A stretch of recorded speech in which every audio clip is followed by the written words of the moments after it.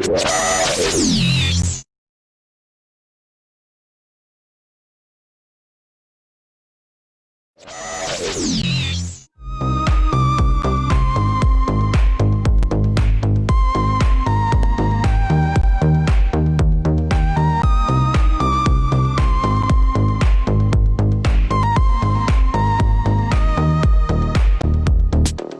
you gonna make your way back here? Who rattled your cage? Who rattled your cage? Are you gonna make your way back here where modesty pays? Where modesty pays? Are you gonna make your way back here? The world's your stage. The world's your stage. Are you gonna make your way back here? Who rattled your cage? Who rattled your cage? God, you know I love it when you say you miss me madly. True. God, you know I love it when you say you miss me madly. I got it badly. I love you sadly. You're the object of my affection. Nerves of steel turning my direction. My desire and my intention, yeah. You're the deal, world without limits, ours to steal, and everybody in it. Come and find me in the motor hotel, yeah.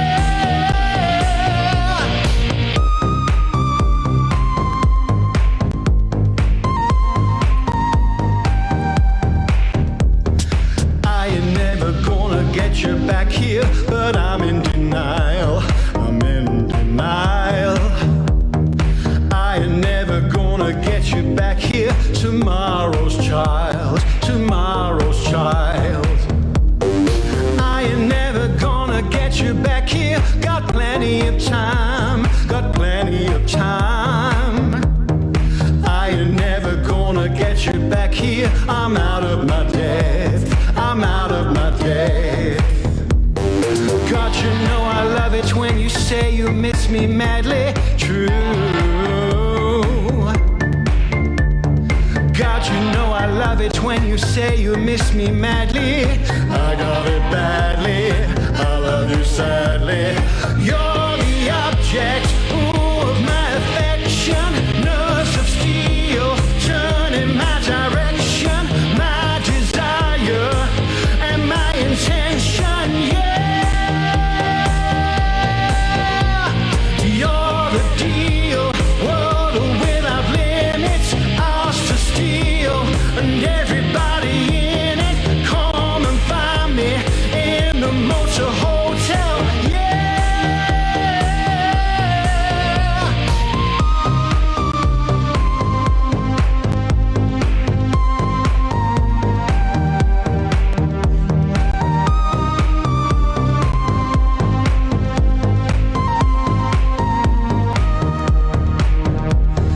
You're the object of my affection. Nerves of steel turning my direction. My desire and my intention, yeah.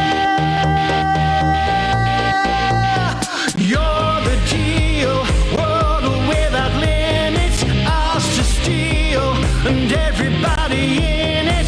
Come and find me in the motor hotel, yeah.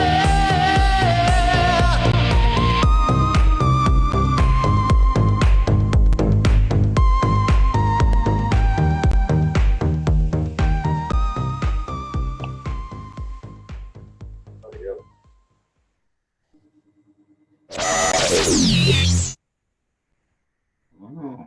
Mm.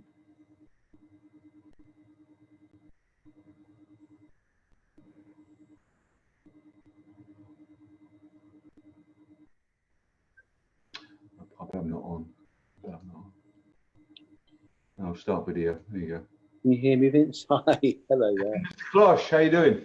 I'm fine, thank you. I think they're blanking it all out, aren't they? When they're showing a video or something.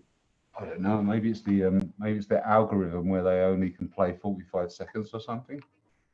Yeah, I don't know. I thought they were going to play the whole video, the first video, but I don't know. No, I think FaceTime with an algorithm, and it basically, because it's copyright material, even though it's our own. Oh, really? If it's your own as well? Very clever, yeah. Oh, wow. How come? So they don't have to pay royalties, or? Exactly. Well, so yeah. If they Yeah, play video, then the publishers would sue yeah, them. that's why. How are you anyway? Your Oh, beard's looking fine. fine. Huh? Pardon? Your beard's looking almost natural. I know it's getting all like. I mean, it's still, I think I'm going to have to trim it though, because it's getting all, when one hair's longer than the other one, and they kind of get all bushy and curly. But I swear it grows faster than my head. It does, and my ears grows faster. So I ordered like 4 trimmers from the online Pinterest or something. They looked amazing, like online. They were doing all these things. Of course, they're made in China. These things, and they arrived, and they're such a load of rubbish. You can't. They don't even cut like your eyebrows. They're like, you have to charge them on a USB. I mean, it's such rubbish. Honestly, I bought 4 because it's like, hey, get 4. If you buy 4, they're only $20 each. So I thought, I'll give some to my friends, but it's even embarrassing to give them to your friends. So they're just sitting in there with lots of other trash. Well, my recommendation, there's a thing called is it called something skull shaper or something? Yeah. I'll send you the link at some point, but it's basically one of that. It's like a beard. It's like a beard, Right. but also it's for your head as well. Yeah. It's both at once, skull shaper or something like that. But it's really cool. I've got like 4 of them, and they all work. And I tried to get my son to use one, but it's too weird for him, Yeah. But it's a whole new thing for me though. It's like another world, isn't it? It's like you have to watch the insects. For the insects. Yeah. What, like growing in my beard? You mean? Yeah. All the eggs and things. Yeah. It won't. I said one of the flats in Cardiff had an infestation of of lice or something. Not lice, but something in the carpet. And she goes, "Oh well, we could get the fumigators and kill all the eggs." And I said, just fumigate it anyway.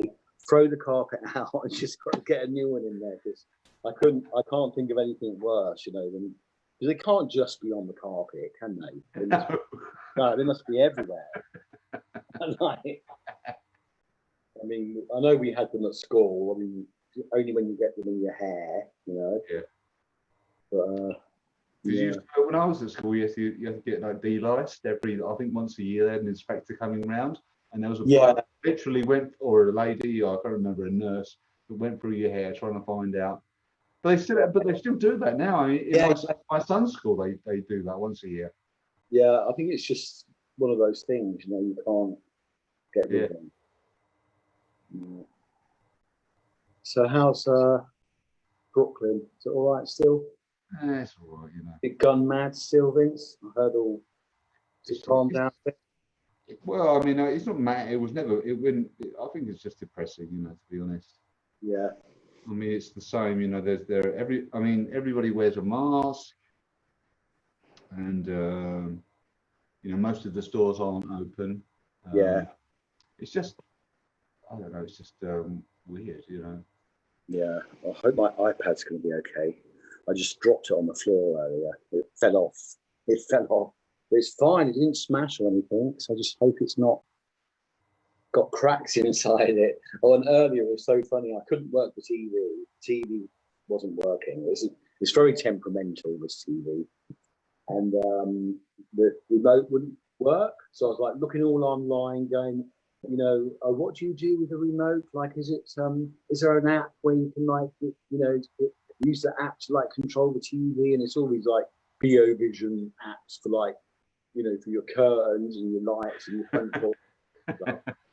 And I thought, oh God, I'm never going to be able to learn these. So I just ended up changing the batteries. It was like, duh, you know, it was like the most simple thing to think of was the one thing that you didn't think of, you know, and that's fine. But it's so weird, that TV, it just switches itself off. Like you switch it on, it goes off like on its own after like 40 seconds or something. And then if you leave it on a channel for so long, it'll just switch off. And then when the train goes by, like the DLR, something happens. It goes, Land Central has been connected to this TV, and it gets stuck on the channel, so you can't change it. So you have to switch it off at the mains, and then wait a little bit, and then switch it all back on again, and it reboots itself. It goes online. I just think, like, you know, it doesn't seem to. I think it's supposed to update itself, but it doesn't seem to do it very much, you know. But I think they might have launched a sort of a line of duds. Do you know what I mean? And they kind of because there was a good deal on them, and I think they just tried to get rid of them, the TVs. You know. Yeah, probably. Yeah. Like with the guy I spoke to, I phoned up a guy in, about the you know, how to switch the TV on without the remote. And I said, oh, they're not. I said, they're a bit temperamental, these TVs. And he just didn't say anything, you know. Oh. So I saw Gareth this week. Oh, yeah, you know, don't you? Remix sounds great. Yeah, it's not going to be those particular sounds. We've replaced the sounds, like sound alike. Replaced the Depeche Mode sounds, as I understand it. Yeah, with sound alikes, because apparently it was... But we don't want to rock any boats at this stage, do we? Not really. And I said, well, I said to her, well, actually, I think Depeche Mode suing Erasure might be a really good story. But like, you know, get the headlines, you know. But it's too expensive. No, it's a good remix. It's a great remix. I mean, Gareth's done an amazing job. He's got another one as well, which is really good as well. It's like much more experimental, you know, like how he does, you know. And how's your family, hon? Oh, everybody's fine. You know, my son had his first COVID test yesterday. Oh yeah. And which we were really dreading because it's quite painful. I don't know if you've seen it online. Well, I did. So they put this thing right up your nose. Myself, and I think I didn't. I don't think I pushed it up far enough. I haven't heard anything back. Yeah, and it is. Yeah. So he had his first COVID test, and he was okay about it. And then next week he's having some dental work done. You know, he's having like, I don't know, all his teeth removed. Wow, what, like for necessity or? Yeah, but the reason he had to have his COVID test was because he was he's going into hospital, so they have to put him back down, put him not down. Oh, what, put him under. Through his teeth, you mean? Yeah, yeah. Yes, through his teeth, yeah. Yeah, so it's a surgical procedure. So it's not for the school then. I thought it was for the. No. He's not going to be starting. I mean, the school is opening in September, but you have the choice as a parent to, you know, whether you want your child to go to the school or be homeschooled. Yeah. Or, you know, be video schooled, and that's what we're doing. I don't feel safe. No, I wouldn't feel safe. No, it's the best thing to. I know it must be tiring doing that, but does Tracy do it with him as well? Yeah, no, it's the same. It's the same. I mean, we both feel that it's just. Yeah, it's just safer. It's safer, and also, I mean, to be honest, it saves us a lot of. You know, he does quite well on the video schooling. You know what I mean? He doesn't just disappear from the screen. Right. You know, so he does quite well. I think for younger children, it's much more difficult. Yeah. To maintain their, like, you know, interest. Attention. Yeah. I just read this article, funnily enough, about video on virtual truancy. Oh yeah. Like they're getting parents for their kids for not being on screen online. Really? Like virtual truancy. Yeah. if they're not there, if they don't see them there. Wow. Well, no, it's like that they had to be on film. Is that in UK? Yeah. No, in the US. Oh, the US, yeah. Yeah. Oh, we're all weird here, mate. You know what I mean? Everything's strange. Yeah. It's kind of gone a bit crazy, I think. Yeah, my theory is the poles are shifting. We've been told that for ages, haven't we? And I think it's just affecting some people's brains more than other people. Yeah, I think you're right. Yeah, because Right, yeah. You know. So how are you doing anyway? How are you doing? Are you coping and everything on your own? I'm all right, thank you, Vince. I was lucky today because I was up early. So I did these ISDNs this morning, and then I went to the shop because my fridge was bare. Like stocked up on some things, and I met two ladies going downstairs with rubbish bags, and I said, "Oh, are you cleaners?" And they said yes. And I said, "Oh, are you looking for work still?" And they said yes. So I hired them to come on Thursday because my Delilah's having a really hard time with her menopause. Oh. It's like driving her crazy. She can't sleep.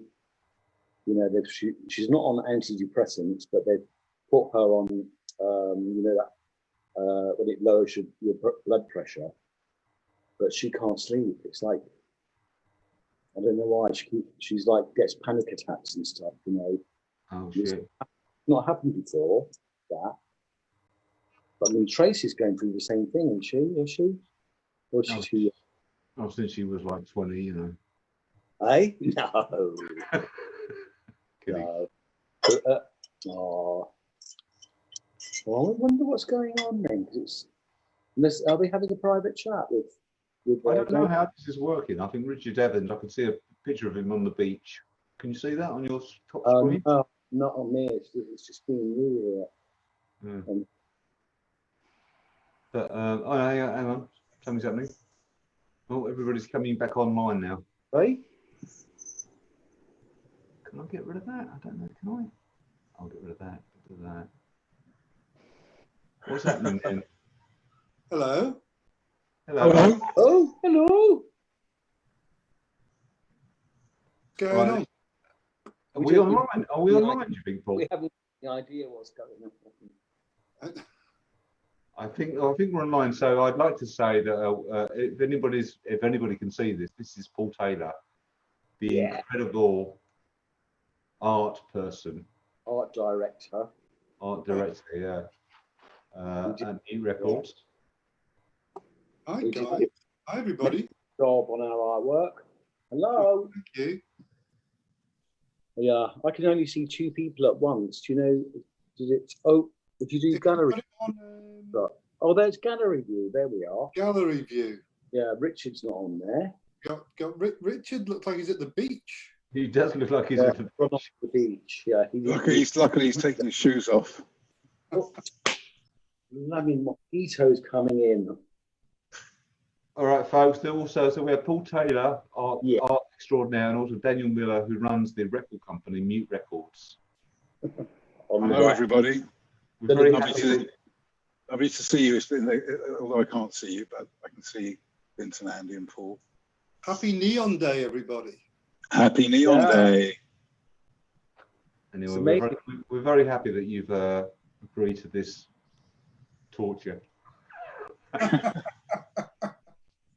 It's very funny. It's kind of, I don't think I've ever experienced a release day like this one before, because usually we don't do anything, do we, really? Maybe we go out for dinner or something. And so it feels like it's like my birthday or something. It is. It's like really weird. Yeah. The birthday of the album. Yeah, the birthday of the album, precisely. Year zero. Yeah, year zero.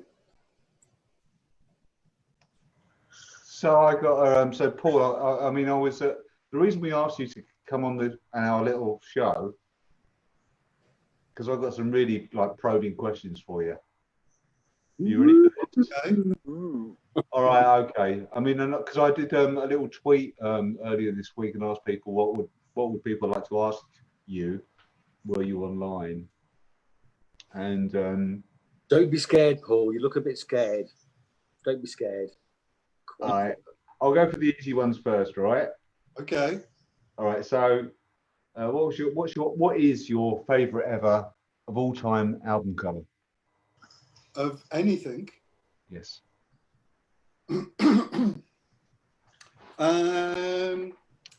It would probably be the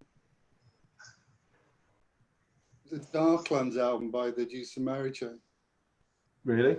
Yeah. Oh, I didn't know that. It resonated with me for the first time as a piece of art, with what was going on with the music, and really kind of pushed me towards what I wanted to do, because I was always really into music, and then that was there was just a real correlation. Like before that, it had been there was the artwork, there was the people doing the art, there was the music, but it was all quite separated, and it just kind of seemed to come together with that for me. Apparently that they're on one of our records, aren't they, Andy? Yeah, they're on drama. They say they shout the guilty. Guilty. Yeah, which they did very well, really well. Yeah, I mean they're massive now, aren't they? Jesus and the Mary Chain. Yeah, they had a real resurgence. Yeah, yeah. They were produced by Flood. That's how that was our connection, right? Yeah, but we were in the studio at the same time, weren't we? Or they were there. Yeah. Well, they were just like spotty 15-year-olds or something, as I remember. The lead singer is Scottish, isn't he, Paul? Yes. Yeah, they're all Scottish. Oh, they're all Scottish. Okay. Yeah. That's why, Vince. Why they did it. So the next question for you, Paul. I feel like I'm the interviewer, or I am the interviewer. But the next question for you is, because you've designed and been involved in zillions of Mute Records covers, okay? Yeah. Art covers. What's the biggest blooper you ever did? Where you did here you go, when you printed something and it was like, everybody said, yeah, great, but then there was a huge spelling mistake. Like a little mistake or anything like that. Well, yeah. My favourite one that I did was... There have been loads, haven't there, Paul? There's been loads. My favourite one is we did a catalogue for Mute a few years ago, and I ended up writing a lot of the information that went with about the bands and the artists. And there was a paragraph about one of the artists, and I was writing it, and it was, and then they went and did, and I couldn't think of what to put. I thought, I'll get back to that, but I never got back to it, and it just went to print with that. Yeah. So we'll never know what they. I think that's Can you remember which artist it was? Oh, I know which artist it was. I just didn't want to say. Okay, fair enough. You can say what artist it was now. Which artist was it? It was Simon Bonney, Oh, there you go. Crime and City Solution. Great band. Yes. It was just after his first solo album, and I was trying to go on a flourish, and I just didn't get back to that flourish. Did he ever notice? No, I don't think I showed him a copy. Oh, good. So don't. I'll find it and send it to him now. So Daniel, how many bands are there now on Mute? How many bands altogether? Do you know? That's a very good question, actually. There are bands. There's lots of. Yeah. We've got more and more solo artists actually these days, just by chance rather than design. I would say active, because obviously there are a lot of people who haven't made records in a while, and there's some people who are more active. I don't know. I haven't counted. It's probably about 20, Paul. What do you say? I was thinking 20, 25, something like that. Yeah. But still a lot of people, isn't it? Quite a lot of people. It's a lot of people, but they don't. Luckily, they don't all make records at the same time. If we had everybody in the studio at the same time, that would be a bit mind-boggling. Yeah. No. So I could never imagine a Mute "We Are the World" type thing. Funnily enough, I can. Oh, you can. And I'll make a note. Oh, okay. You know what? I mean, I think I mentioned this earlier.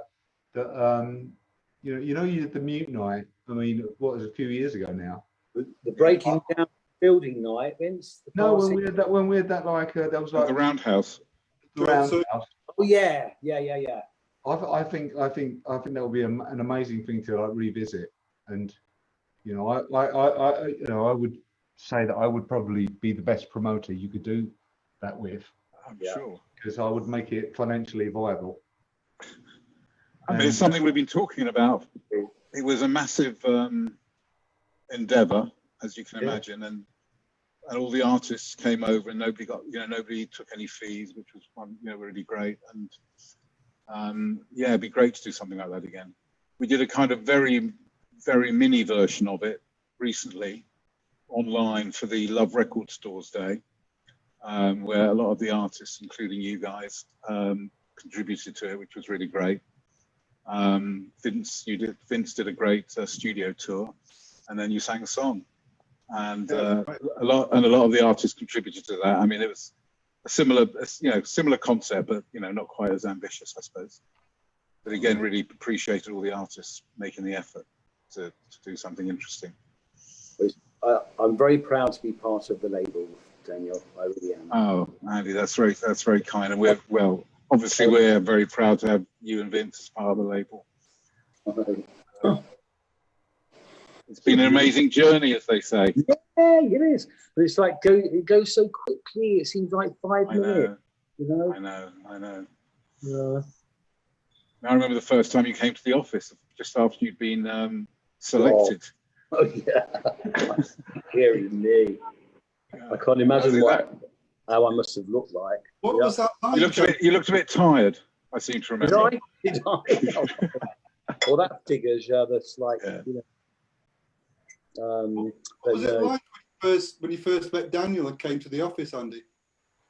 I mean, I've always been pretty nervous and scared of Daniel, I suppose. Kind of, only over the years got to realise that he's quite a decent bloke, really. But it's kind of, when somebody's the boss, it's like you have to pay them respect and stuff, and also like when I first met Vince, I was the new boy, and it was kind of I was very aware of that, and I don't know, I just kind of slowly drifted my way in to kind of try and fit, and I mean, to be honest, I had no idea of the variety of artists that there were on Mute, and people that would never ever get released anywhere else, Yeah. Really, really amazing. Yeah. Well, that's what we like to do, things that other people don't like to do, so that's good. Yeah. But I remember because of Vince's track record at that time of moving on, shall we say, from project to project. Yeah. I was thinking to myself, I wonder how long this one's going to last, and I would never have guessed that it was going to continue for those 30, I don't know how many years it is. It's weird because I mean, I must admit, I did get nervous after Wonderland, didn't do so well. It was kind of, by Vince's standards, and it was like, I thought, like, oh no, I'm going to get the blame from like this, and it's going to. I think we all thought we were going to get the blame. I mean, it was it was a very difficult moment actually, because and I remember we had a lot of I remember Vince and I having quite a lot of discussions about what went, why and what could we do. Yeah. The great thing about that period was that obviously Vince up to that point had massive success. Yeah. And you toured in a transit van. Yeah. Which was a bit of a step backwards for Vince, and did the colleges and everything like that, and it was great that that you grasped the nettle and really got going, built the fan base from scratch again, which I thought was amazing. Yeah. Well, I kind of felt like a bit like I don't know, like it made me feel like a bit like because I loved Youre as well, you know, and you know, and would sing to Youre, and I had that intonation, and I didn't think that my voice was as strong as Alison's voice. So that took me a long time to get mentally over. And then of course you have to build up your stage persona and stuff like that, you know. But and then also, I was just glad that we had a second chance, you know, with doing the circus record, you know. Yeah. And, because I just thought, like, I don't know. I mean, my mum did say to me, "So what are you going to do now?" Like, you know, after. I said, well, hopefully we're still gonna carry on. You know, it's like I'm a musician, you know, and that's what you do, you know. Did you approach recording the circus differently then after that? Because I suppose Wonderland, it was you would have gone in a little bit free and not really thinking about it, but going in to do the circus, you might have felt. I suppose so. I don't know. I mean, I kind of felt out of my depth on Wonderland, to be honest, because it was like, maybe it was too much all at once, like being at Trident, and you know, it was like a huge studio, and I don't know. But I sort of felt like with the circus, it was more like a home thing. It was more like just me and Vince, and just being in this little studio with a little desk, like when we were doing our writing. I can't remember how we wrote it. Was it in the studio? Yeah, that was a small studio in the writing we did mostly at home, and then we went to quite smaller studio. I mean, Trident was like completely over the top, you know. That was a real old style 70s like rock and roll studio. Yeah. Then we went to smaller studios and then started doing the work there. Right. I mean, I'm sure we must have been in debt quite a lot. I'm sure we were. I really remember clearly. I think you were at. We had a studio. Mute's always had a studio wherever we've been, and at one point we had it on the top floor of the Rough Trade distribution warehouse in King's Cross. Yeah. And I remember coming. I think you guys and Flood were working on Sometimes, and I remember coming in to see how it was going, and I think either Flood or Vince said, "I think we've got a hit here." And I remember Flood pressed play, and everybody left the room and left me alone to listen to it on my own. And I said, "Yeah, I think you have." And it was a revelation, really. And I remember because that went to radio during that college tour. Oh, and right. some of the dates that you played, you know, were kind of half full or through. They weren't packed. They weren't sold out. And I remember when Sometimes first got played on the radio, you were about to play the Mean Fiddler. Oh, right. In London, which is a small club in Harlesden. Yeah. And I remember arriving there just for sound check or something, and there was like queues like 5 times round the block, and and within very short time after that, you were playing like the NEC in Birmingham to 15,000 people. It was amazing. It's happened so fast. Yeah, I mean, it's just amazing. That's one thing that kind of staggers me is the ability, like, of the radio and stuff can either make you or break you. You know, if they don't, you're not played, that's it. I mean, maybe not much now, but it's still hugely important. It's still really, in spite of all the other platforms that are out there, radio is still, you know, in the UK anyway, it's still very, very powerful, because it's about the only country in the world that I can think of, major, big country in the world, where they have national radio. Right. So you get on the radio and it's broadcast to everybody in the country, whereas in most countries, in the States, for instance, or here in Germany, I'm in Berlin at the moment, it's much more regional. And so even if you get played on a station somewhere a lot, you're only getting to a much smaller part of the population, whereas in the UK, I think they say that Radio 2 is the most listened to radio station in the world. Yeah. That might be bullshit. I mean, it's amazing as well because I think that's what gives the UK its kind of music power base, really, because it's exactly it kind of because the information comes out of here and then spreads around everywhere. you know. Yeah. It was the same, not so much now, but it was the same with the music press. You know, that was, you know, if you were into music, the moment whichever of your favourite music papers, weekly music papers, whether it was NME or Sounds or Record Mirror, Melody Maker came out, you know, you were down the newsagent getting the latest, and that was like right across the country. Yeah. We're going back to the neon. Yes, God, yeah, the neon. Yeah, and the creating of it. I can't believe this. When did I first say to you, do you feel like doing some songwriting? It was about like 2 days after the last tour finished. Was it? It wasn't. It was. It felt like that. I was really shocked when you got in touch with me and said you'd like to make a new record, because I thought, oh, it's going to be another like year or so.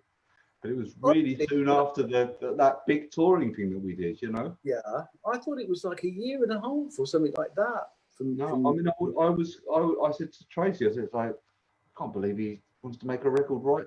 I mean, not that I didn't want to do it, you know. Yeah. I was quite shocked. It was so was a soon long after tour, the though. touring. I'm shocked as well. I don't know why. But I don't know. We were touring for a long time though, so that might have, in between actually doing Will Be Gone and this. Yeah. It probably was a long time. I don't know. Yeah, and then because I was wondering, because I mean, when you started working on the tracks, like how long does it take you? You know, like because they were pretty much up to scratch when I first heard them in the studio. The tracks that you had created. I mean, how long? I mean, that must have taken ages, wasn't it? It took, you know, the way that this time round, what I did was I come up with some ideas, some chord changes, rip a few other people off, you know, have an idea or something, and then I developed those ideas. But then I would go around the tracks maybe 3 times. So Yeah. you listen to it, you go, oh, that's kind of interesting. And then again, you finesse it. Yeah. After the 3rd time, that's when I presented the tracks to you. Right. And said, okay, you know, this is maybe an idea for a song. And we had like, we had 20 tracks, right? Oh, I thought it was like 16 or. No, we had 20 tracks, 20 ideas. Oh, there were 20. Okay. So, yeah. Oh God, what was I going to say then about the? Oh yeah. So what's the, when you're like working on a new track, what's the basis of the track? Where do you begin? Do you begin with the percussion or the bass line, or where do you start from? It's always the chord change, the chord progression. Always. You don't use polyphonics synths. No, well, it might be. I mean, I usually like start with the same way that you and I wrote prior to this album. It's all with a piano chord. Right. Oh, so you still use the chords? Because I didn't fit. Because when I heard that, I was under the assumption that you hadn't used chords at this time. But it was. No, I don't use the chords when it comes to recording the final thing. Oh. The chords are there to suggest an idea or a melody idea to you. You know, so I'll do it. Oh, so quite good. So the chords aren't necessarily apparent when I hear them. Oh, okay. Because it was we were just remixing Nerves of Steel. Yeah. Gareth, great, by the way. Gareth said there are no chords on this song, and I was like, you know, I said, well, and then somebody was I did one interview and they were talking about that you'd recreated all the sounds on analog synthesizers, which I didn't know that either, you know. But I thought they meant monophonic. So it was kind of like I was getting all screwed up in my head about, you know, they said, oh yeah, this is like this album's like chorus. And I'm like, no, it's not. It's not. I've got a question for you guys. Yeah. Obviously, well, for people who've heard Neon so far, people realise it's a very different atmosphere and mood to World Be Gone. Do you make a conscious decision at the beginning of the process to do something different, or how do you decide what the mood of the record's going to be when you start? Is it something that just flows naturally, or is it a conscious decision? I mean, for me personally, it wasn't a conscious decision. but it was a decision to capture the excitement of being a young person when I first went out and started buying records, and at the same time, when I explained World Begone to people, I said it was kind of like an incantation of saying "World Begone," like, you know, like a witch sort of thing.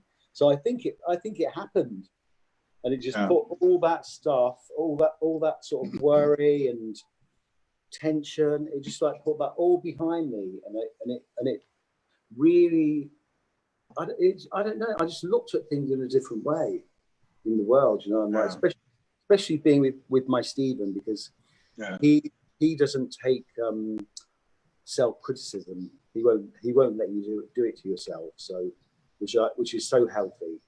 So I don't know what Vince thinks about it, but it just came out though, didn't it, Vince? Like that? Yeah, I think so. Yeah, it wasn't. I mean, we definitely didn't sit down and go, "Oh well, this album should be," you know, because the thing is with songwriting, it's so unpredictable. You just don't know. I mean, every time that Andy and I have sat down to write an album or to work on an album, it's like always in the back of my mind is, "Oh, we've run out of ideas. Yeah, nothing will happen.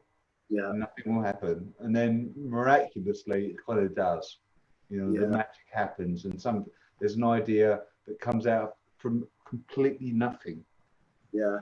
You know, you come up with a little basic kind of like chord change or something, and then suddenly that develops into a whole song, and then the lyrics get developed. The whole thing becomes something, and but it's not something you can count on. No. I mean, you say like, I mean, sometimes you just sit there for hours, like blank. Yeah. But is there sometimes a song that, like, when you've written a song, you think that's the way we want to go, or does each song just come on its own? Or I don't think I'm overthinking it. Yeah, I think there are quite a few songs on the Neon that are kind of similar, like sort of related, but maybe the 4 up-tempo tracks, maybe. And I mean, some of them are quite similar. I was a bit surprised by that afterwards, you know. But yeah, no, we didn't think about even that. Like, it's going to be dance, going to be, you know, retro. It's kind of that's interesting. Not at all. No. I've got a question for the three of you. Do you ever disagree about the single choices? Yes. Yep. Daniel's the maestro, so so I always pass my responsibility over to him, you know, I leave it to him, because it's like, I don't remember that many disagreements. No, we didn't. No, we haven't really disagreed. Really, it's difficult to make a choice, though, isn't it? Sometimes, you know. It is, and I think it's especially difficult as an artist, because you've lived with the song from the beginning to end. Yeah. And, you know, some songs you've spent much more time on, and therefore you might give them more value in a certain way. And some songs might have come really fast, and you think, oh well, it's a bit throwaway. But when I listen obviously during the process a bit to see how it's going. But I suppose I don't have the background to the songs. I just listen to the songs as I hear them. There's no story behind them, the making of them.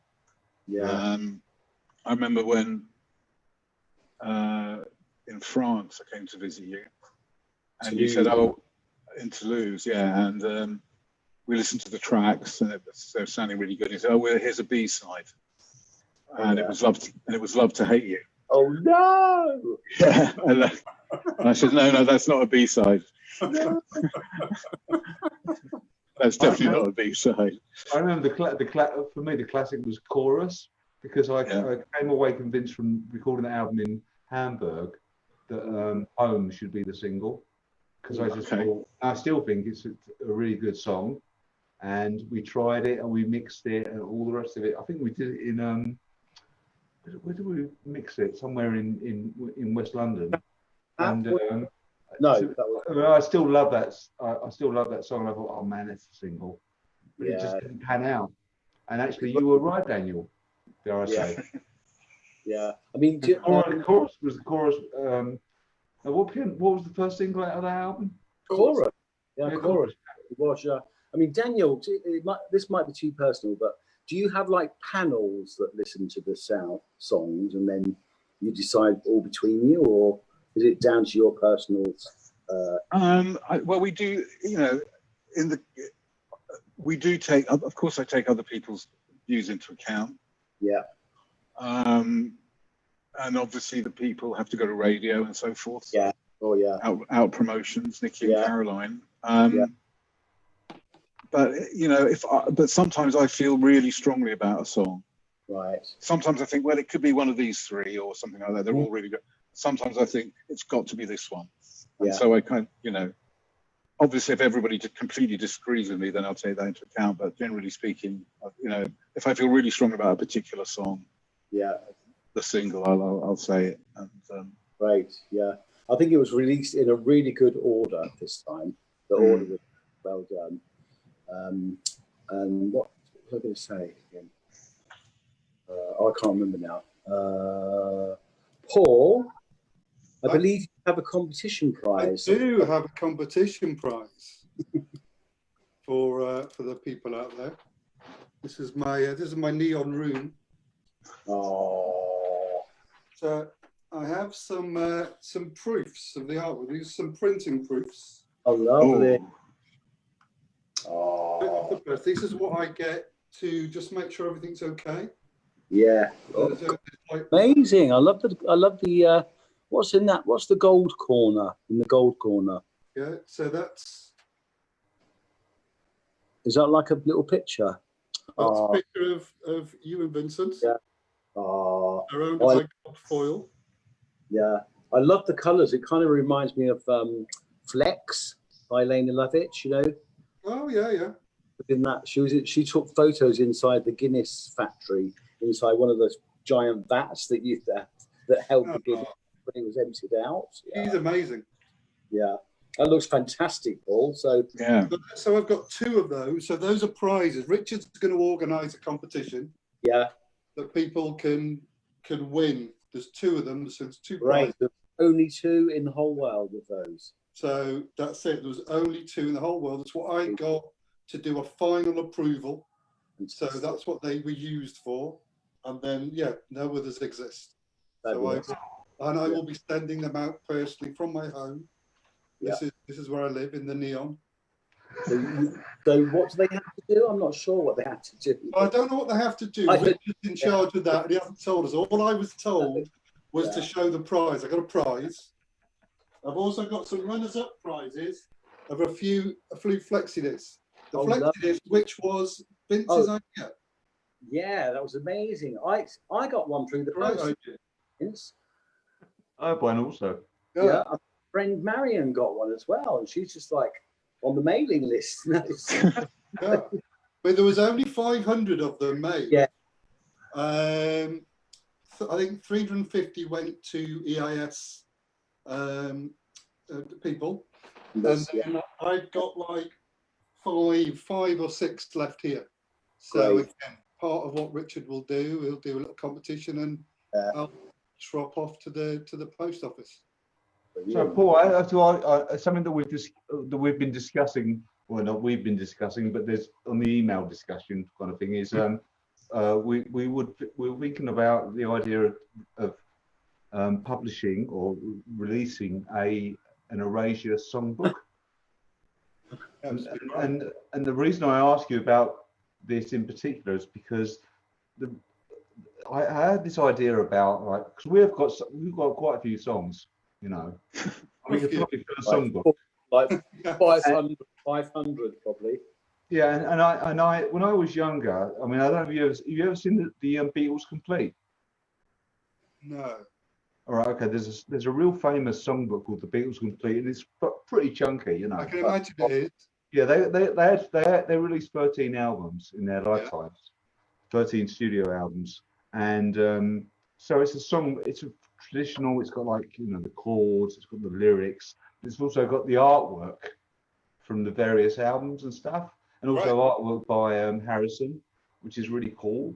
And I just thought it would be a really cool, nice, interesting thing to do, to release an Erasure I think that'd be amazing. songbook. Yeah, great idea. But to make it, rather than make it just like a piece of like manuscript, you know, like to make it into a piece of art. Yeah, to have it as an object. Yeah. Exactly. Yeah. Exactly. I mean, the Beatles complete songbook is quite iconic, I think, and there's, you know, still selling and stuff. I don't know that we'd sell that many copies or anything, but as a piece of work, you know, with the artwork, with the lyrics, with the, you know, with the, it could be a real beautiful thing, I think, you know.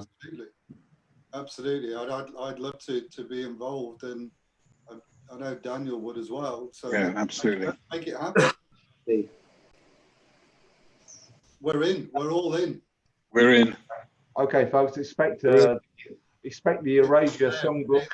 Yeah. The next Erasure tour will be in the But Vincent, stands. will you join me in saying thank you to all people for like supporting the Neon and for going out and it, and I think it's been a really great campaign for us and some brilliant music that we've made all together.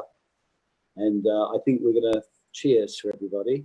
Cheers, Chris. Thanks to everybody for supporting. Yeah, to all the amazing Erasure fans, the loyal fans, and to the band for making an incredible record. Incredible. Thanks, guys. Another we're going to move to a version of Kid, You're Not Alone, which is the last track on the album. I think so. Oh. Here we go.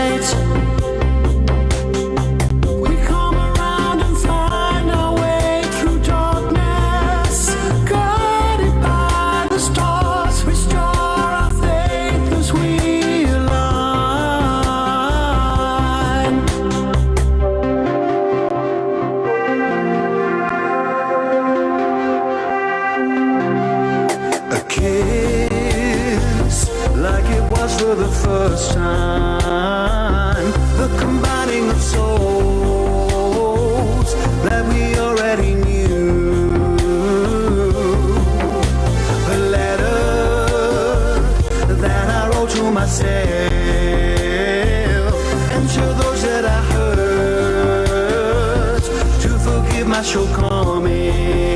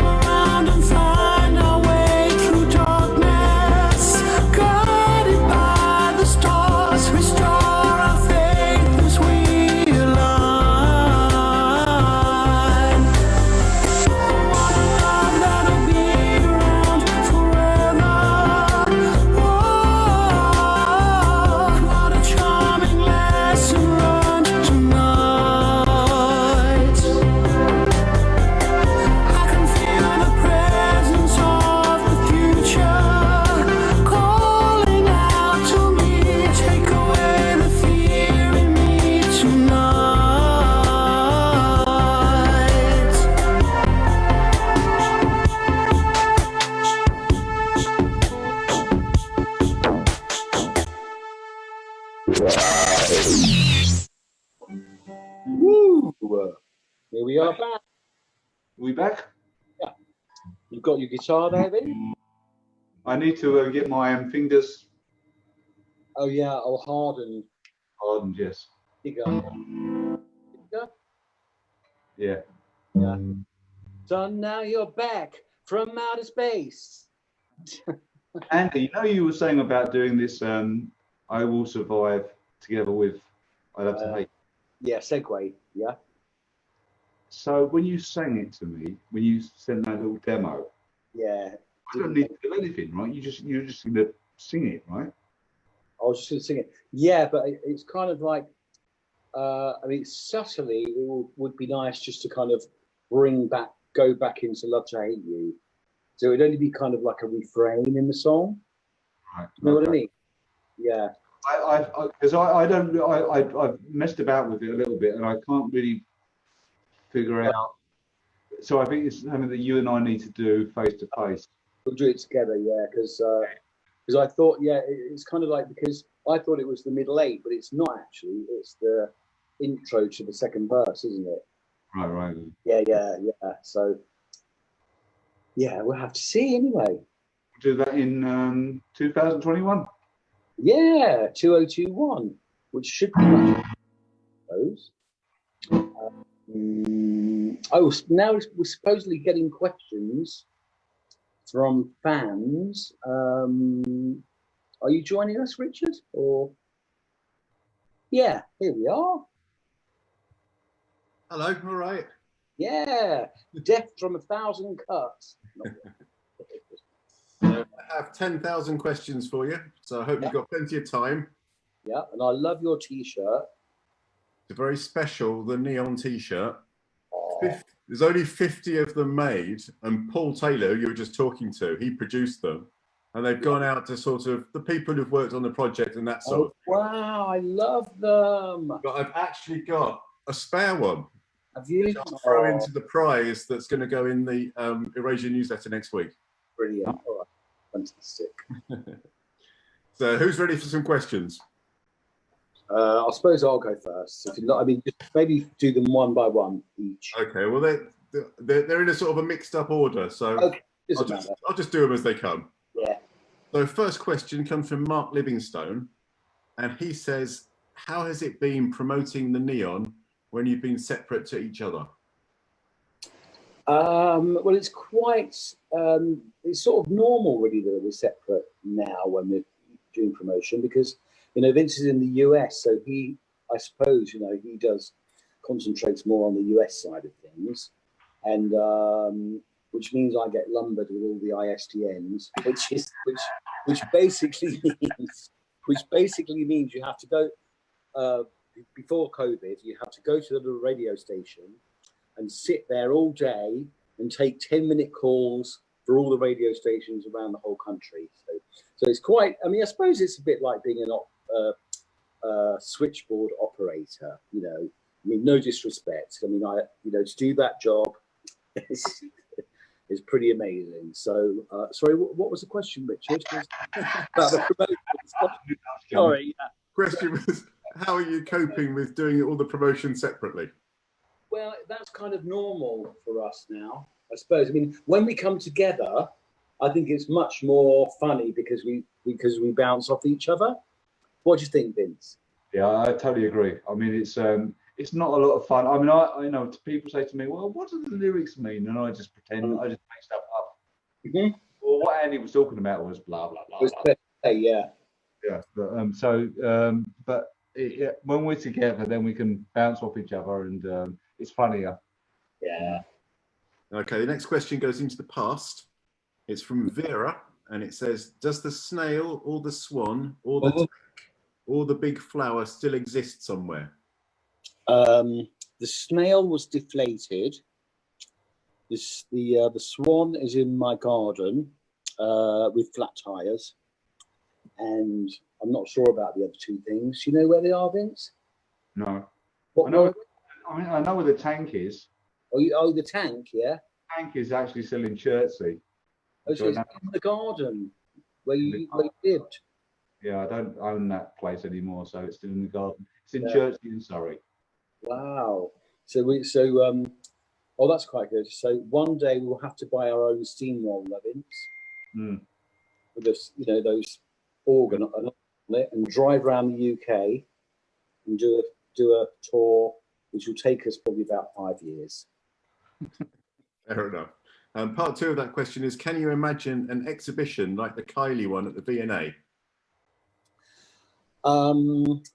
Well, I don't think there's enough stuff. I don't think I've saved enough stuff necessarily, and I don't know if people would be that interested really. And a lot of it is in my basement, probably growing mold on it. So unless you're a scientist that's interested in mold variations on different types of material, I don't know. It could be rescued. There was talk of somebody coming down and, what do you call it when you put it all in order?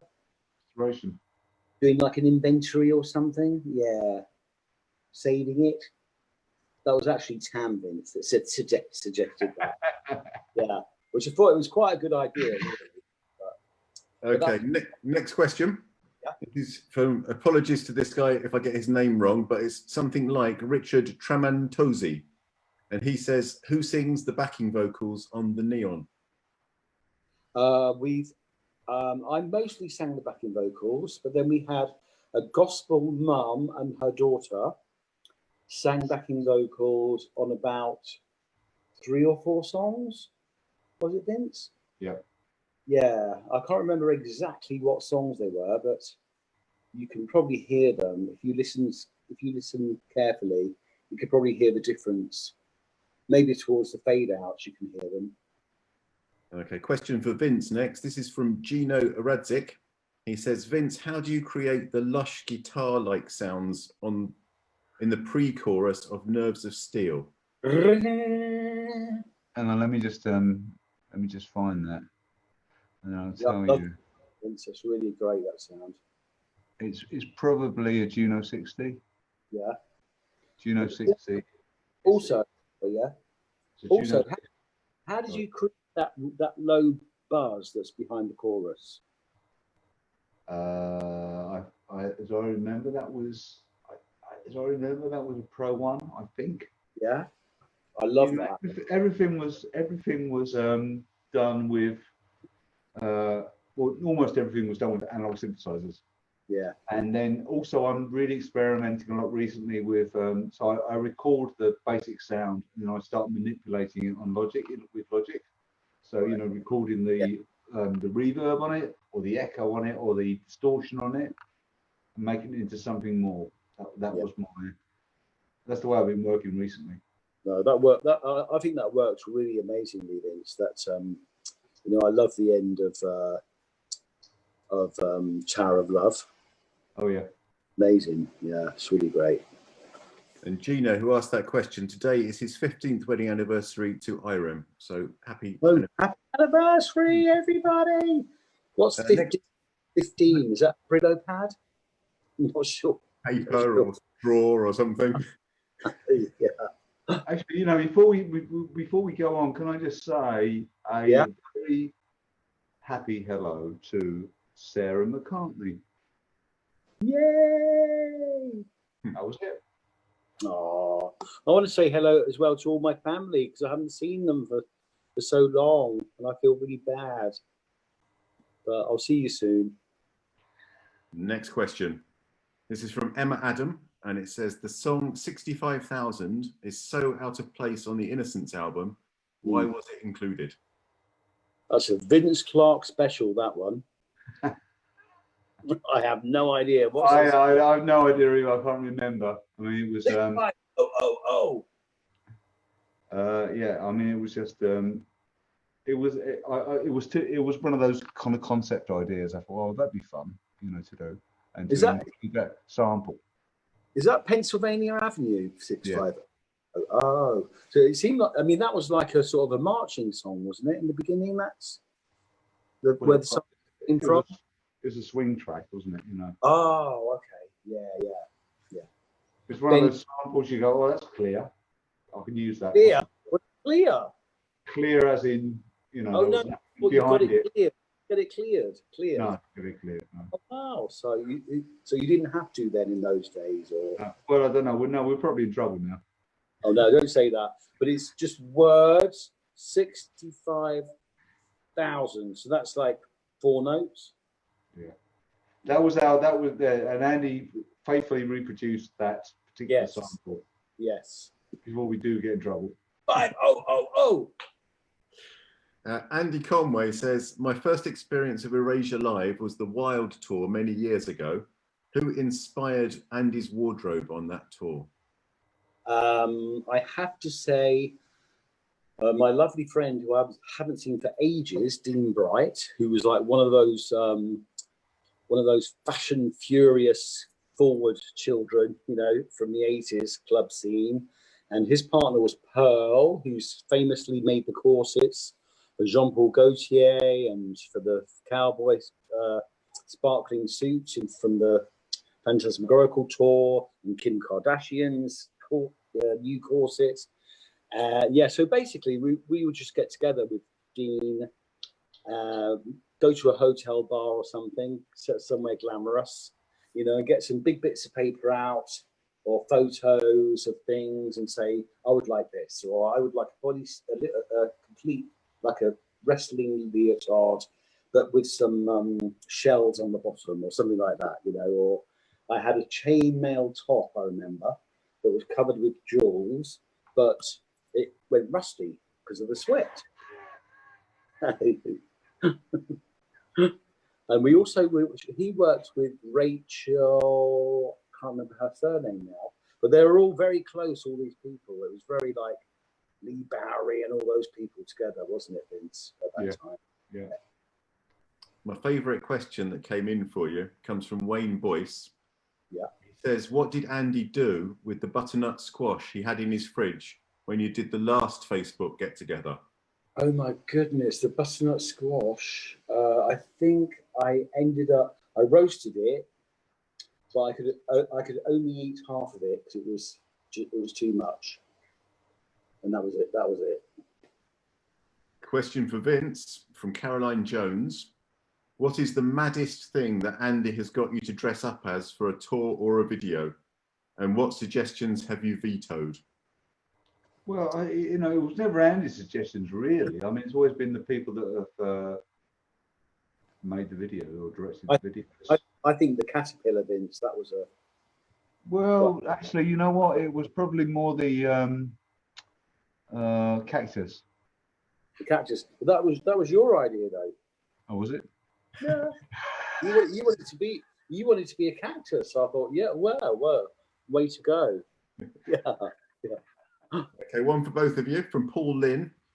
Which of all your albums are you most proud of, and which one do you think is your weakest? Personally, I love Chorus, Nightbird, and I have to admit, I like Erasure. I have to admit, I have a soft spot for Love Boats because I never hardly listened to it, and when I put it on, it's always just a nice surprise, you know, because it was so unusual for us, and I like unusual things. Yeah, Vince. My favourite is Chorus. Well, no, my favourite is the Neon, obviously. Yeah. Second favourite. Who? In the shop today. Yeah. My second favourite is Chorus, and the weakest one we've done, I don't know. One of the ones with "world" in the title. oh, what a world! No, that's not what. I don't Okay, know. moving on to a question from Vinny Albani. He says, what synthesizers and recording techniques were used to produce the music and the vocals on the new album? Well, as far as the music is concerned, it was done almost entirely with analog synthesizers. I'm surrounded by those right now, and from this place. And then the vocals, Andy wanted to record somewhere different, which is really cool. So he recorded the vocals in Atlanta, and we went to a really old school studio, a proper studio, which we haven't done that for years. right, Andy? Yeah, I mean, I didn't realise the studio was analog, which I don't understand what that means. I mean, they recorded through an analog desk. Does that mean? Yeah. Into a computer, but mics are analog, aren't they? Just by their nature. Mics are physical. It's a physical. Yeah, but thing. are they analog? Analog, yeah. Yeah, because you make something vibrate, don't you, when you sing? Exactly. Like a golden piece of little square that vibrates to the sound of your voice. Yes. And that's it, basically, isn't it? Yeah. Yeah. Yeah. So it was really lovely to be in that studio. I really enjoyed that. I did. I would go back there. And also we mixed in Bethnal Green with David French, and I was so pleased that Vince came over because he kind of like had a guiding hand with us in the mixing, which I love. And also it was fun, you know, it was nice to be. It was really good fun. Traditional style studios, I think. Yeah. Working with cool people, you know. Going to like strange places, lovely. Next question's from Stick. Do you dunk your biscuits into your tea or your coffee? I do. I do dunk them sometimes, but I always hate those little bits that get left in the end. I hate them, so it's kind of a bit hit and miss for me if I do it or not. But it always has to be rich tea. Yeah, I do it every day. I'm actually dunking digestives right now, which is a bit tricky. It's an art, really, because you know you have to. If you just leave a microsecond too long, then you lose it, and then you have to slurp up those little floaty bits on the top of your tea. Yeah, but not good. Michael Shane says, you've had such a long career now. Do you ever catch archive footage of yourselves and wonder when the hell did we do that? Well, I don't know. I mean, you can't. I do think that. Yeah, you see some things and you think like, God, where's that from, or where did they get that from, or whatever. But it's really weird when you look at yourself as a younger person. I almost don't recognise who that person is at all. You know, it just seems like to me a completely different person.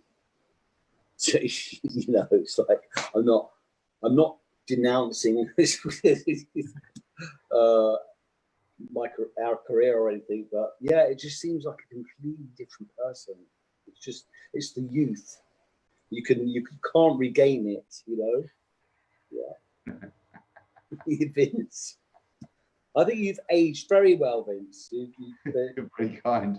And you too. Always, I mean, you've got the great bone structure, that holds it all together, like Patsy would say from Absolutely Fabulous. My body hangs off these cheekbones. Okay, easier one this time, or maybe not. It's from Cora, and the question is, what is your favourite citrus fruit? For me, it's got to be lime. That's pretty weird. I'm a grapefruit person myself. I love grapefruit as well. Don't get me wrong. Plenty of grapefruit with lots of sugar, mate. You can't. That's for me. It's the perfect breakfast. Grapefruit juice, pink grapefruit juice is really nice to drink. Yeah. Yeah, it's really nice. But I'm biased because it's big in Florida. Next question. Hi guys, being a fan from the start, just want to say congratulations on the new album and to Vince for your award. My question is, I've been to all your tours, but how do you find the energy and the passion after all these years to do what you do so well? Well, it's going to take a good 6 months for me to muster up the energy. So you just have to be, I think, more psychologically ready to do it, because it's I mean, it's fun, you know, it's really fun singing your own songs and stuff. You know, we have a great touring family that we miss them and we love them, and you know, but I mean, it's hard work, but it's really worth it. It's so worth it. Vince? Yeah, no, I totally agree. I mean, you know, it's I mean, Andy is more of a touring person than I am. I'm more of a studio guy, but at the same time, now with the situation as it is in the world, I really miss it, man. I mean, you know, I wish we were on tour. I wish we were reconnecting with all those friends that we have on tour. You know, you know, it's actually, it's not so much. Obviously, I miss, you know, the whole contact with the audience, but I also miss all the guys that we work with, right? Yeah. You know, And you love the bus, don't you? You love the bus. I love the bus, being on the bus. I think the number one question that came in like over and over and over again was, what are your tour plans for the Neon? We can't, apparently, according to the email that you sent earlier, Richard, we can't actually say. Yeah, we're not allowed to say until next week, aren't we? No. I think we'll there, yeah. There are plans. The answer is there are plans, yeah. Yeah, but it's kind of depends on venues and the health alerts and things like that. Excellent. I should also say that the last question came from Andy Bodenham, so thanks, Andy. Next question is from Craig Porter. How did it come to pass that Andy sang backing vocals on Anton Deck's single Shout? I'm not sure if they were in the next door room, but I think they were being recorded by Phil Harding, who'd mixed us on the Circus, I think. And they said, would you be willing to do some backing vocals? So I thought, yes, I'm going to make it sound fantastic, you know, which I did. And then they said, do you want a credit? And I said, you don't have to.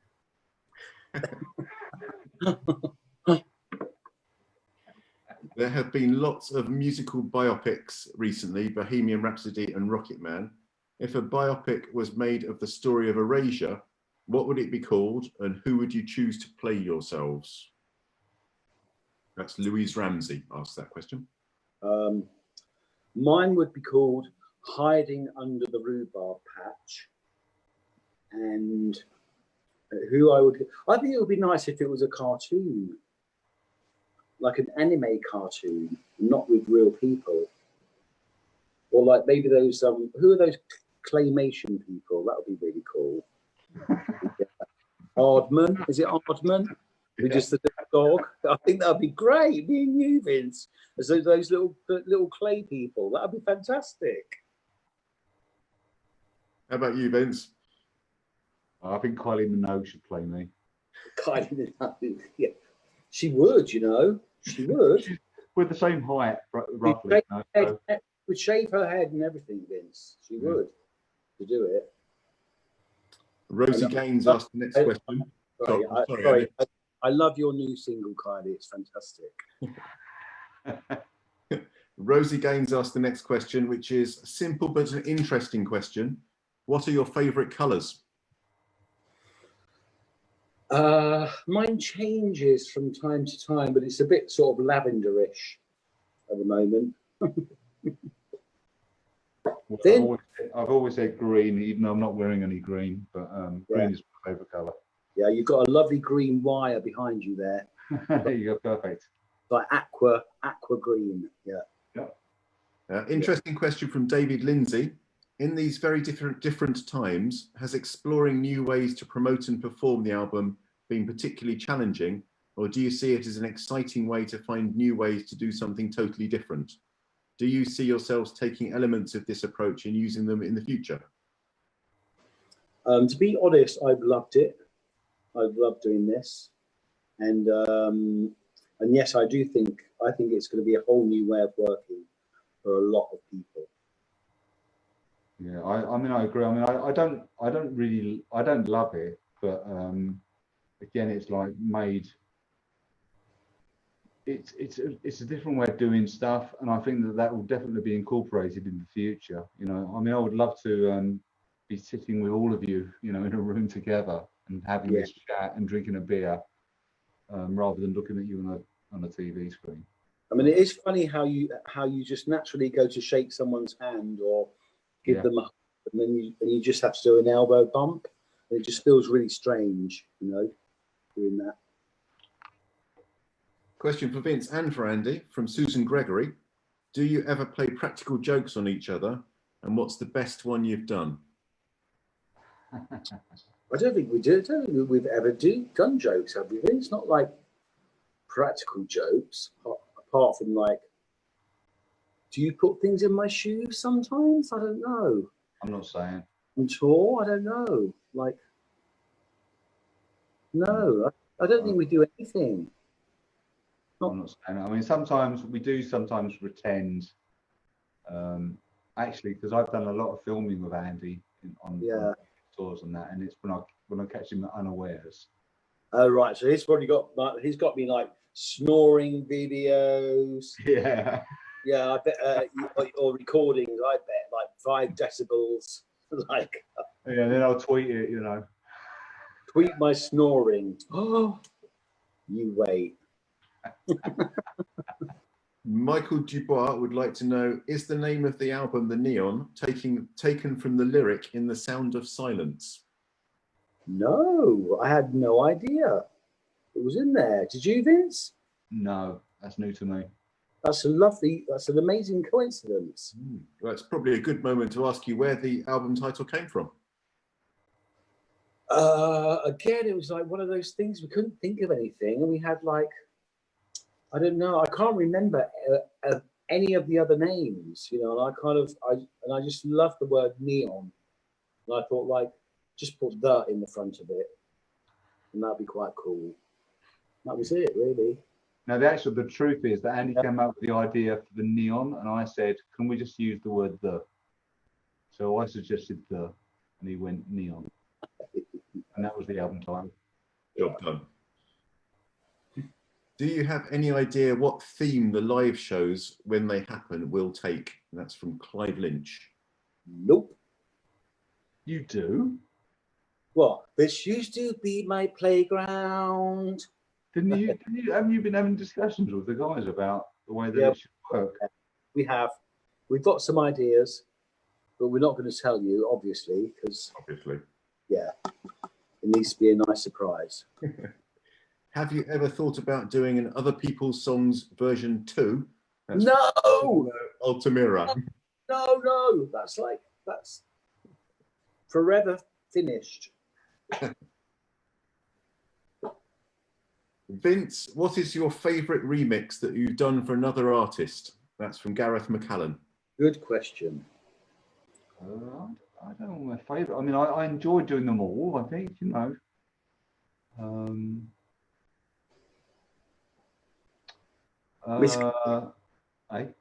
Miss Kitten?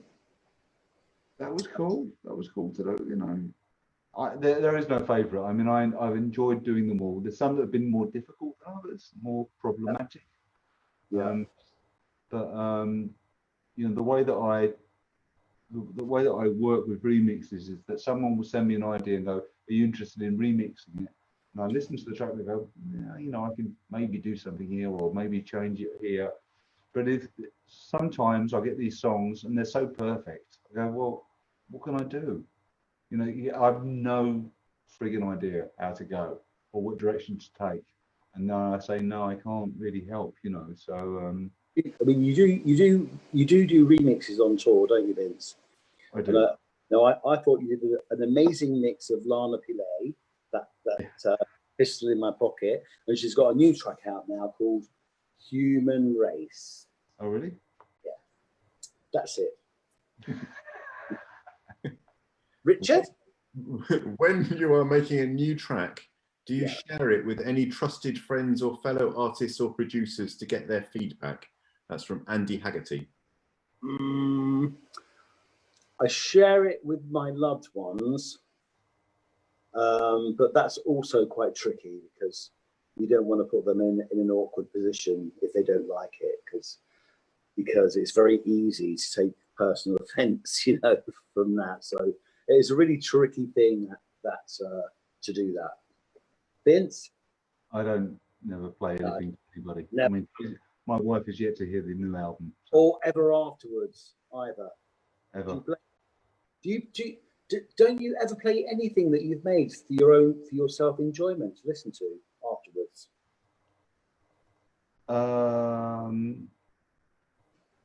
No. Huh? No. No. No, I mean, I listen to a track. I mean, for instance, if we're doing, if I'm working out stuff for touring them, you know, Yeah. then Yeah. that's when I get to hear tracks again. Yeah. I tend to once it's done, I can't. Oh, I forget. I can't stop myself from going, oh my God, I wish I'd done that different. I forget because you have to do it 1,000 times, don't you? You know. Well, as much as you do, mate.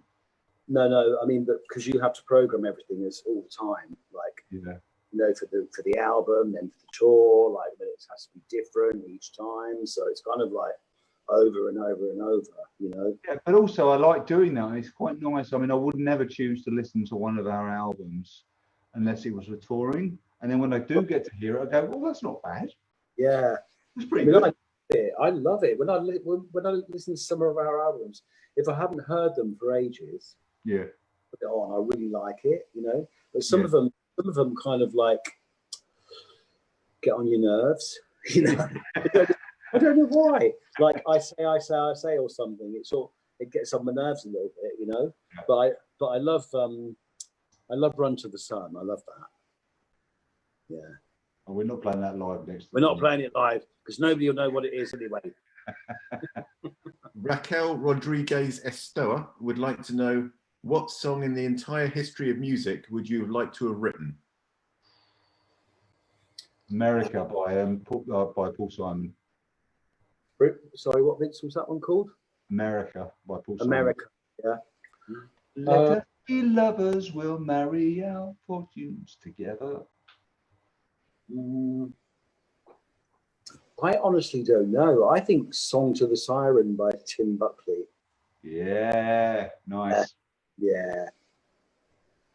To demonstrate your commitment to the new album release, you must have a large neon sign installed in your living room. Visible to you and the passing world, what does it say? Ben Harricks wants to know. There's mine, look.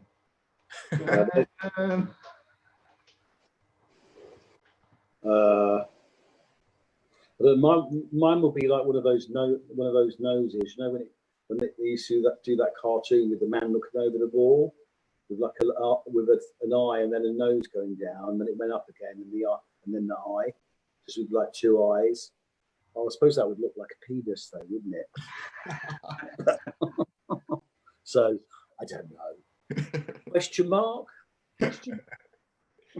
Simon Skinner asks, on your next tour, if you could play one city or country you haven't played before, where would you choose to go? I don't know. Basildon. We played there. Did we? We played the festival, didn't we? Yeah, we played the festival. I think maybe Iceland, Reykjavik. That would be cool. Yeah. I mean, cool, actually. It really would be cool. Yeah. Would you like to do a James Bond theme? That's from Will Wood. I mean, that was one of our kind of dreams, I think, to do a James Bond theme. And I think maybe that's where You Surround Me came from. I'm not sure the idea, but I mean, yeah, I would love to, but never in a million years would we be picked because of our what you call it, makeup. I don't know. Would you like to see one, Vince? Da, da, da. Well, you know, I can't imagine that you could change those notes that many times. No. You've changed so many times already before. I mean, I think to have an amazing vocal from you would be... Yeah, it would be amazing. I mean, when we have a transgender James Bond, then we might get the gig, but we'd probably be 100 by then. I don't know. If you could have dinner with anyone famous, past or present, who would you most like to meet? From Karen Bruce. It's a bit corny for me, but has to be Marilyn. Marilyn Monroe, because I love her and I think she was like grossly underestimated. Vincent. Well, I mean, I would probably like to have dinner with my mum. And she's not super famous, but or she was not super famous, but it would be nice to have a dinner where I appreciate her more than I did when she was alive. You know, She knows. That would be really cool. She knows. Have either of you thought about playing a part in a film if you were asked? From Susie Hunt. I would like to play a psycho killer. I would like to play a really bad cowboy, like the bad guy. Like from that. Oh, yeah. What, a bad, like an evil cowboy, you mean? Oh, yeah, the baddie. Yeah. So we're both going to be like brave. Yeah. That's our underlying shadow side. Yeah. Paul would like to know, sort of related, but sort of not. Paul would like to know if there's any chance of either of you appearing on the UK or the US versions of RuPaul's Drag Race. I don't know. I honestly don't know. I mean, our affiliations have become closer, but it's entirely up to their crew and, you know, timing and all that kind of stuff. So, but I would love to, but I'm not going to invite myself. How about you, Vince? You know, I don't know that the kids today could compete. So it would be kind of unfair for me to take part in a show like that. It wouldn't, because you're like a completely different, you know, opinion. No, but I am Mr. Natural, you know. So yeah, you know, I think it'd be quite good. I think it'd be good to have, like, you know. I don't know. I wouldn't want to make the competition quiver. Quiver. Well, that would be a very good theme for the drag. Also, I mean, I've got to say though that I mean, you know, after that video that we've done, which I think is amazing, going to play, which is amazing.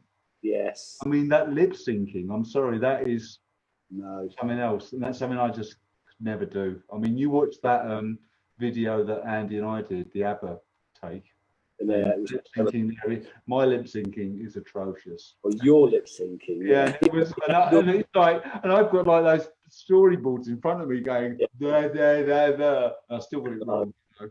But so. I mean, like Ru has launched the careers of 1,000 queens, and I think it's very admirable. Really amazing what she's done.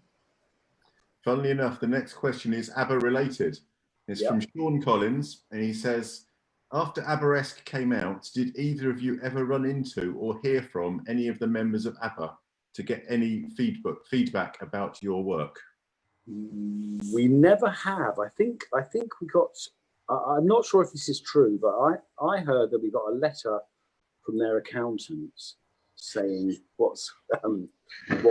how much we owed them or something. I don't think that's true, but another thing I didn't know. I had the same birthday as Bjorn, so he's born on the 25th of April, which is kind of spooky. But I would love to meet either of the ladies or any of the men, and to me it would be like meeting royalty, really. I think, you know, yeah. Okay, I'm conscious of the fact that I've only booked you till 9:30, and it's now 9:38. So are we still going on? How many more questions do you want to do? If we get cut off, let's go till 9:45. Okay, I'll keep asking questions till 9:45. Yeah.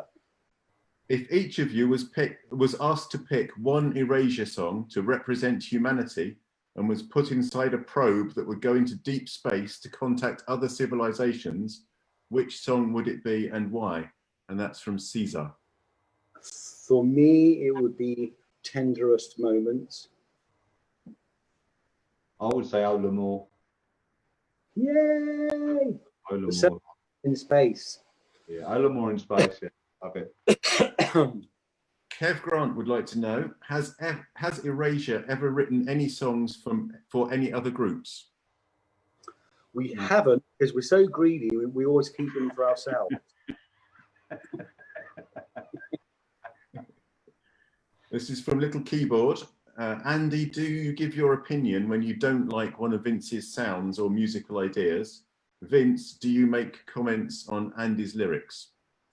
I think we both feel it when it happens. You know, Vince is really constructive with lyrics, because I do get stuck, you know, and I kind of like I say things that you wouldn't necessarily say in a song.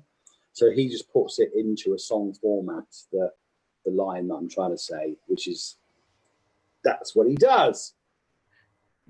I mean, I think sometimes I get stuck on rhythms because we do a song that's in a real basic format, and I go, man, I can't hear the rhythm behind this. You can't. I can't. And then you say, oh, you know, this is, think about this track, you know, diddle diddle diddle diddle, and then that suddenly makes it into a rhythmical track, which I could have never have imagined. Yeah. So we both interfere with what each other do, and it's in a good way, you know. Yeah. Carolina Marconi asks, I would like to know if you have any expectations for your new album.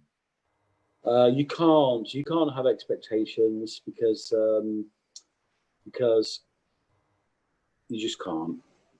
I expect there'll be a few leftovers, yeah, in the bargain basement bin. Exactly. Yeah. What is your favourite song on the Neon and why? That's from Carlos Uncanon. New Horizons is my favourite song. I only say that because I just learned what the real title is, because I've been saying it. Because it's been working titles for such a long time. But New Horizons is my favourite song. That's why Vince gets me so confused with these working titles.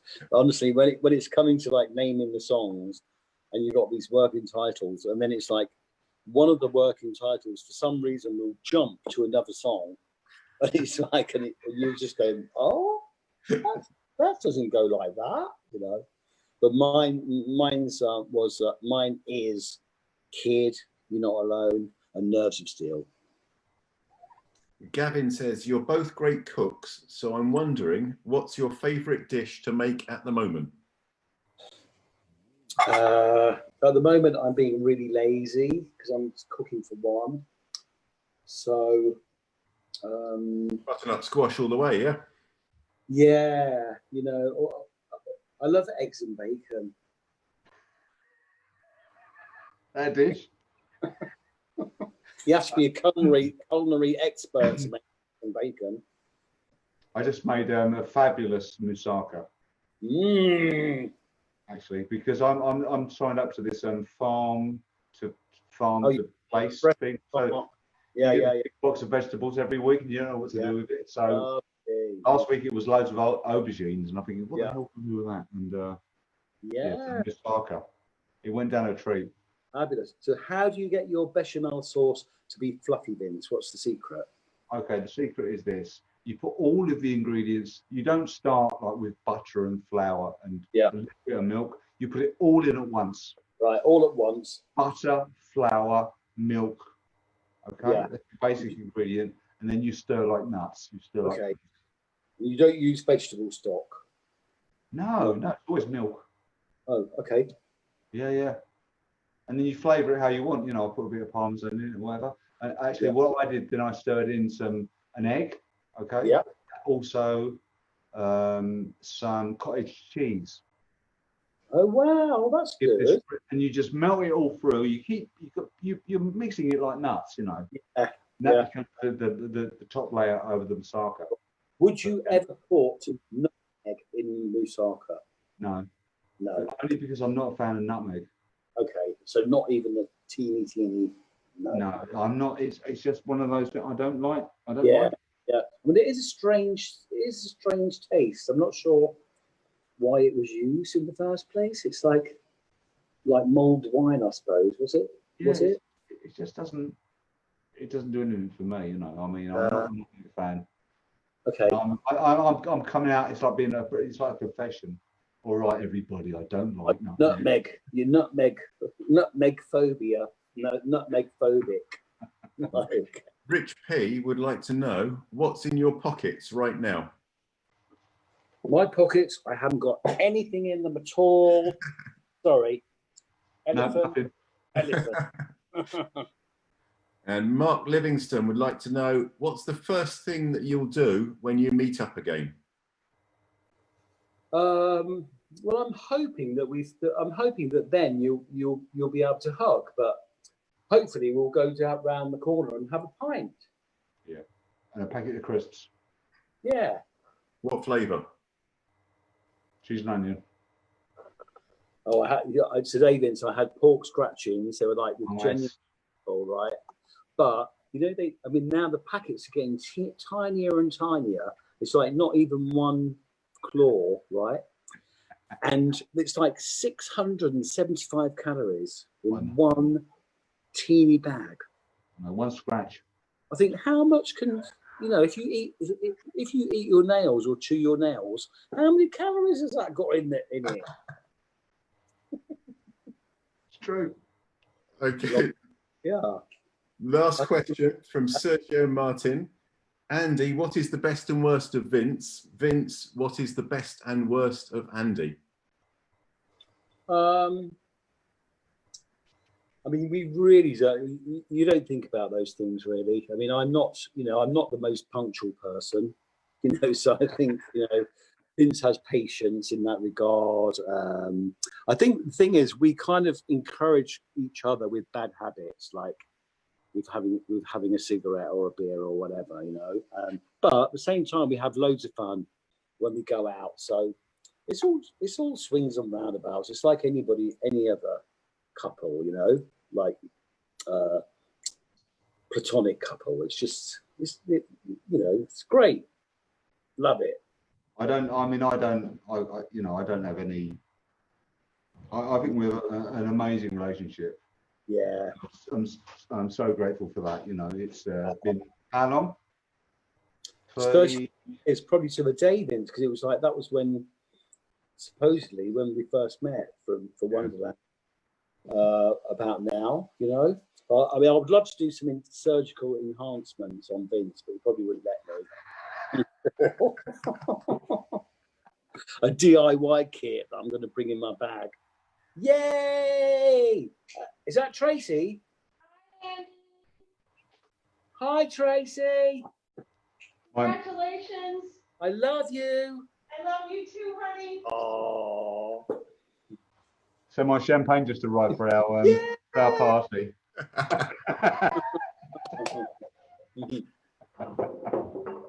Right, I'm going to remove myself from this room and I'm going to leave you to say your goodbyes. Okay. Thank you very much on behalf of all the people who submitted questions that were answered. Sorry we couldn't get more done. Thanks, Richard. We really appreciate it. Yeah. Always a pleasure. We know you go beyond what's expected of you. So thank you very much. Appreciate it. Yeah, and that's it, Vince. I mean, all right, buddy. We'll probably be zooming at some point next week. So yeah, zooming. Yeah, zooming. Oh, are we? Oh, what's zooming? Or or Skyping or something, doing something. Yeah. All right, let's do that. Yeah. I mean, honest, I haven't listened through to all those tracks yet, Vince. Don't worry, it's not. It's just a bit especially, or yeah. If anything hits you, you go, oh, anything. Yeah. No worries. No, brilliant. So have a great weekend then. You too. I love you and thank you very much for doing the fabulous album with me. Thank you so much. Yeah. Cheers, Thank guys. you. Okay. Bye, everyone. Bye. Bye.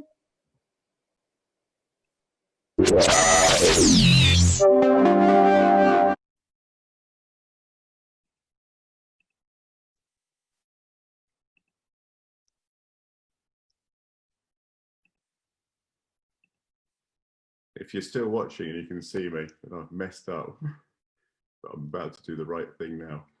Apologies. Yeah.